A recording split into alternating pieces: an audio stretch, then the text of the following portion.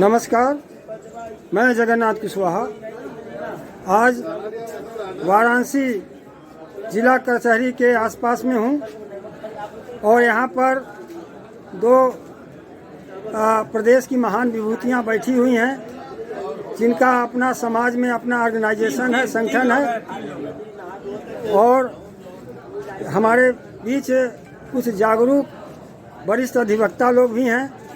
तो मैं जो संसद में देश के गृह मंत्री ने बाबा साहब पर जो अपनी बात रखी थी, जो देश को नागवार लगा था, अपमानजनक लगा था, उस पे आपको क्या कहना है?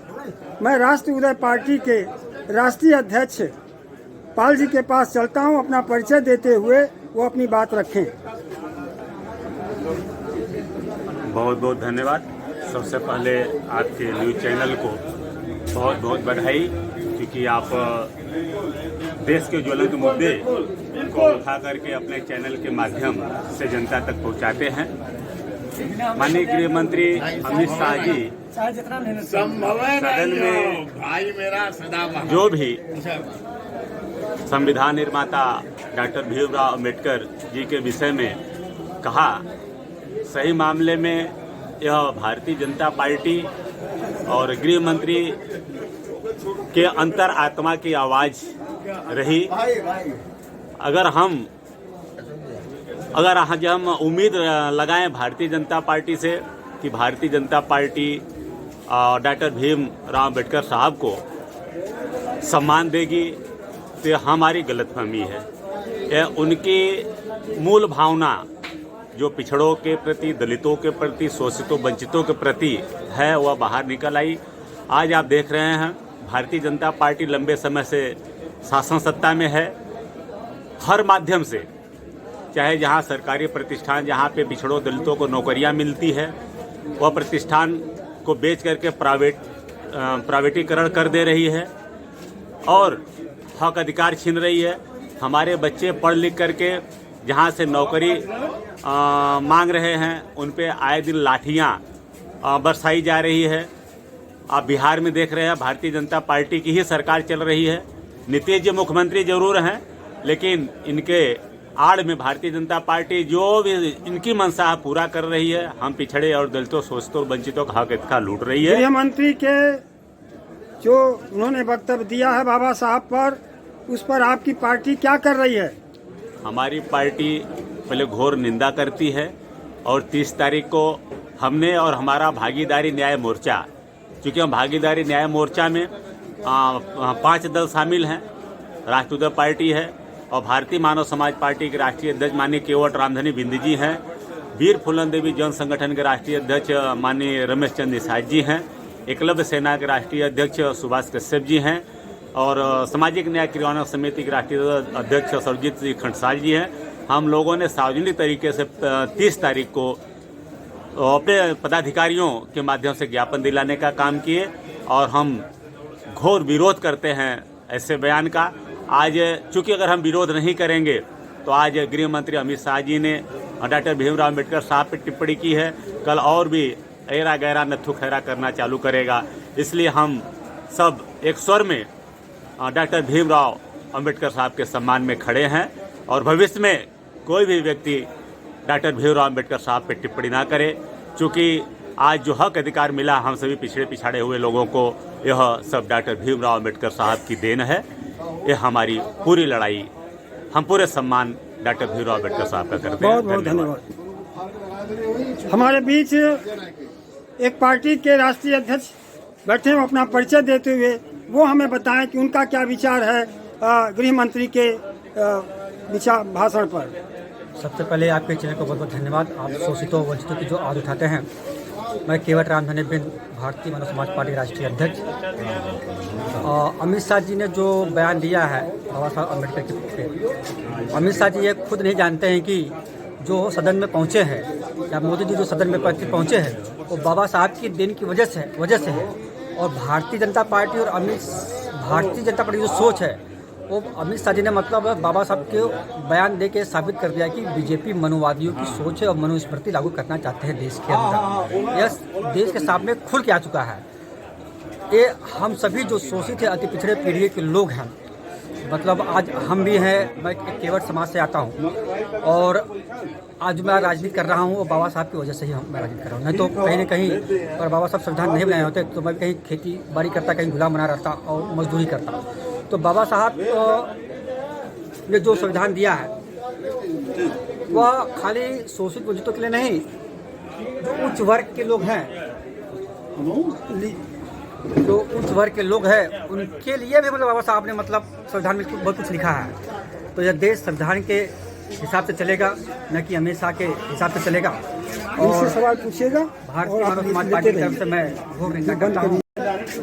तो हमारे बीच एक पार्टी के राष्ट्रीय अध्यक्ष बैठे हैं, वो अपना परिचय देते हुए अमित शाह जी के संसद के में जो दिए गए बाबा साहब पर विचार हैं उस पर इनको क्या कहना है या इनकी पार्टी क्या कर रही है, इस पर ये अपनी बात रखेंगे। परिचय देते हुए बताओ। मैं प्रसाद एडवोकेट, राष्ट्रीय कृषक दल के राष्ट्रीय अध्यक्ष। और मैं पहले सर्वप्रथम आपके चैनल को बधाई दूंगा कि आपने ज्वलंत मुद्दा को उठाया है कि पार्लियामेंट में बाबा साहब पर जो टिप्पणी की गई उसको लेकर के जो पार्लियामेंट में बात चली और बाहर भीतर दोनों तरफ से एक तरफ पार्लियामेंट रोका जा रहा है, एक तरफ पार्लियामेंट में घुसने की बात संसद कर रही है। ये मानववाद वर्सेज मनवाद की लड़ाई प्रारंभ हुई है 100 साल बाद। साथियों, मैं बहुत स्पष्ट शब्दों में कह देना चाहता हूँ, जो मानववाद और मनुस्मृति की लड़ाई अब शुरू हुआ असली मायने में। अब बड़ी खुशी हो रही है कि जब दूसरी तीसरी पीढ़ी हमारे संविधान को जान गई, बाबा साहब को समझ गई, तो मैं एक कहानी बताऊंगा कि डॉक्टर भीमराव अम्बेडकर साहब के बारे में। जब भीम का नारा गूंजेगा भारत के कोने कोने में, साथियों बहुत बढ़िया लगा जब भारत की संसद में एक तरफ जय भीम कहते हुए कांग्रेस की राष्ट्रीय पूर्व राष्ट्रीय अध्यक्ष माननीय राहुल गांधी जी और बहन प्रियंका जी ने नीली साड़ी, और इसमें बहुत बढ़िया लगा कि भारत में अब परिवर्तन को कोई रोक नहीं सकता। और मैं इनको धन्यवाद दूंगा माननीय अमित शाह जी को और माननीय प्रधानमंत्री जी को, जो मौन स्वीकृति दे करके मनुस्मृति को बढ़ावा दे रहे हैं, और पूरे आरएसएस और भारतीय जनता पार्टी को जो कह रहा है कि जय भीम वालों ने धक्का दिया। अब साथियों, जय भीम वालों ने धक्का दिया। जो बाबा साहब कहते हैं कि पार्लियामेंट ही तुम्हारी मंदिर है, पार्लियामेंट ही यही तुम्हारा भगवान है, साथियों वह समय आ गया है। बहुत कुछ नहीं कहना है। अब लड़ाई युद्ध स्तर पर 100 वर्ष बाद 1925 में आरएसएस का गठन हुआ। बाबा साहब भी 1925 और 35 इंडिया एक्ट 1942 में सारे दलितों को अधिकार ले लिए थे। और भारतीय संविधान जब बना करके ड्राफ्ट दिया था, तभी आरएसएस के लोगों ने कहा था कि तुम अपना संविधान तो दे दिए, लेकिन जब मेरे पास पैसा रहेगा वोट तुम्हारा खरीद लेंगे। आज मुझे संसद में देखने को मिला कि schedule caste, schedule tribe caste के 137 मेंबर बाबा साहब के आरक्षण से लाभ ले रहे हैं। लेकिन बाबा साहब के अपमानित पर धिक्कार है ऐसे सांसदों को जो अपनी पार्टी से इस्तीफा दे करके इस बाबा साहब की मुहिम को आगे नहीं बढ़ा रहे हैं। इनको जनता सबक सिखाएगी। इसी के साथ मैं बहुत हम लोग तो प्रसन्न हैं कि लड़ाई छिड़ गई है। जब पाला बदल करके आएंगे तो फिर उनको माला पहनाएंगे। अब कतई नहीं, समाज पढ़ करके बाबा साहब ने तैयार कर दिया है। 50 साल संविधान को लागू किए, 75 साल हो रहा है। अब तो हम लोग तैयार हो गए हैं। कोई बात नहीं, जो आएगा इस मुहिम को रगड़ दिया जाएगा, दौड़ दिया जाएगा। आपने पार्लियामेंट में देखा, उनके 2 मेंबर ऑफ पार्लियामेंट गिर करके कह रहे हैं कि हमें धक्का दिया गया, धक्का। ये जय भीम का नारा गूंजेगा भारत के कोने कोने में। इसी के साथ मैं आपको धन्यवाद दूंगा कि आपने बड़ी अच्छी बात पहुंचाया, बड़ा अच्छा क्वेश्चन पूछा। बहुत बहुत धन्यवाद। रमापति जी, आप वरिष्ठ अधिवक्ता हैं, आप बताइए कि आपको क्या कहना है अमित शाह जी के बयान पहले पर? तो मैं आपको आपके चैनल के माध्यम से सुनने वालों को मैं धन्यवाद देना चाहता हूं और नए वर्ष पर आपको बधाई। जो आप एक ऐसे ज्वलंत मुद्दे को उठा रहे हैं, इस ज्वलंत मुद्दे को उठाने के लिए आपको बहुत बहुत धन्यवाद। रही बात मुद्दे की, जो आपने कहा कि गृह मंत्री अमित शाह ने जो बाबा साहब अम्बेडकर के विषय में तथा कथित टिप्पणी की है, उस पर ये मेरा कहना है कि देश में सुकरात ने एक वाक्य कहा था कि गुलामी ठीक है लेकिन गुलामी ठीक है लेकिन गुलामी स्वीकार कर लेना सबसे खतरनाक है। तो जो यह लोग उस पार्टी में, मनुवादी पार्टी में हैं, बैकवर्ड के चाहे शेड्यूल कास्ट के, इवन देन अमित शाह भी, ये सब बैकवर्ड कहते हैं। ये गुलामी स्वीकार कर लिए हैं। जब गुलामी स्वीकार कर ली जाती है तो गुलाम जो कहता है आका बैठ करके वही सब बकते हैं। ये उनका वक्तव्य नहीं है, ये उनकी गुलामी की मानसिकता का वक्तव्य है। उनको यह नहीं पता जिस गद्दी पर मैं बैठा हूँ वह गद्दी हमको नसीब न होती, वहाँ से मैं भगा दिया जाता। उस संविधान के और बाबा साहब के कारण ही उस गद्दी पर बैठे, न कि किसी भगवान या किसी राम या कृष्ण या किसी देवी देवता के बल पर। जब देवी देवताओं का राज चलता था तो वह कहीं न कहीं गुलाम थे। उनका रास्ता चलना दुभर जिस जात से आते हैं।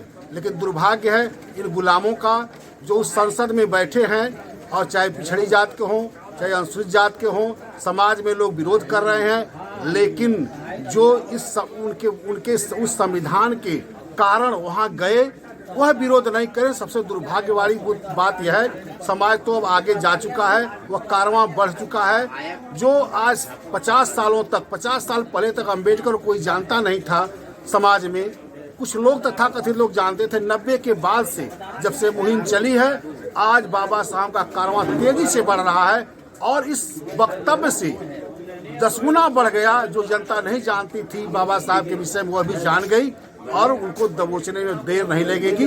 बाबा साहब कारवां बहुत आगे बढ़ चुका है। अमित शाह गुलाम हैं, वह मनुवादियों के गुलाम है। इसलिए जो मनुवादी बोलते हैं वह उनकी भाषा बोलते हैं और उन्हीं की तरह सारे गुलाम। हम कैसे मान लें कि बात आगे बढ़ गई है जब संसद में बैठे हुए जो सांसद हैं, जो आरक्षण के बलबूते जीत करके गए हैं, आपका कहना सत्य है। उन्होंने तो एक बात भी उनका विरोध नहीं किया है। आपका कहना सत्य है, लेकिन अब जनता धीरे धीरे उनको सबक सिखाना शुरू कर देगी। अब इलेक्शन आने पर उनको बताएगी कि तुमने जो बाबा साहब के रास्ते को जो अपमान किया, उसका विरोध नहीं किया। उसको सबक अब जनता सिखाना शुरू करेगी।